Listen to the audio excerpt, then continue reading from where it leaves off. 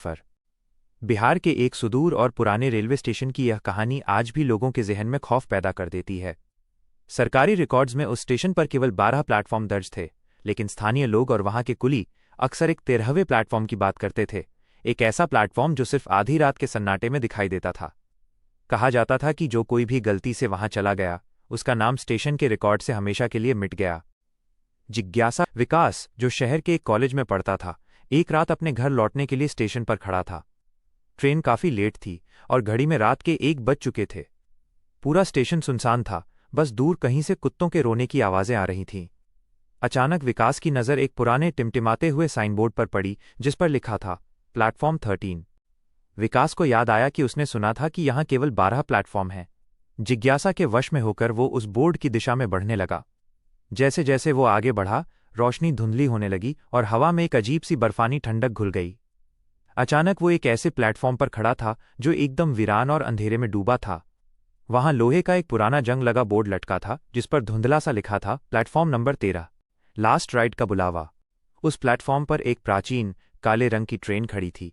उसके इंजन से भाप नहीं, बल्कि काली धुंध निकल रही थी और डिब्बों पर खून जैसे लाल रंग से लिखा था लास्ट राइड।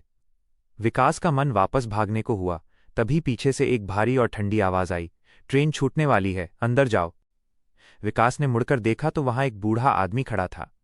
उसकी आंखें एकदम काली थीं और पुतली, न सफेद हिस्सा, बस गहरा काला सन्नाटा।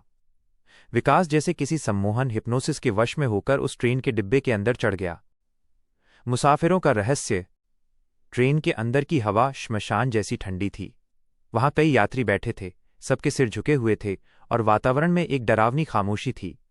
विकास ने पास बैठे एक यात्री के कंधे पर हाथ रखा और पूछा। उस आदमी ने धीरे से अपना चेहरा ऊपर किया। विकास की चीख निकलते निकलते रह गई। उस मुसाफिर का आधा चेहरा बुरी तरह जला हुआ था और वहां से गोश्त लटक रहा था।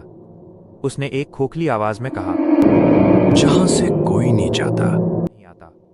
तभी सारे यात्री एक साथ मुड़े और अपनी सूनी आंखों से विकास को घूरने लगे। उनके गले से एक साथ आवाज निकली, तुम जिंदा क्यों हो? तभी सामने वाली सीट से एक सफेद कपड़ों में लिपटी लड़की उठी और विकास के पास आई। उसने विकास का ठंडा हाथ पकड़कर फुसफुसाते हुए कहा, भागो मत, ये ट्रेन सिर्फ उनके लिए है जिनकी कहानी खत्म हो चुकी है। तुम यहां इसलिए हो क्योंकि तुम पहले ही मर चुके हो। विकास को अचानक एक तेज रोशनी याद आई, एक जोरदार हॉर्न की गूंज और फिर अंधेरा। उसे याद आया कि पटरी पार करते वक्त उसका पैर फंस गया था और अगली स्टेशन के कुली और पुलिस को प्लेटफॉर्म नंबर 12 के पास के ट्रैक पर एक लाश मिली। वो विकास की थी। स्टेशन पर आज भी लोग रात के 1 बजे उस बोर्ड को देखने का दावा करते हैं, लेकिन अब कोई भी उस दिशा में कदम बढ़ाने की हिम्मत नहीं करता।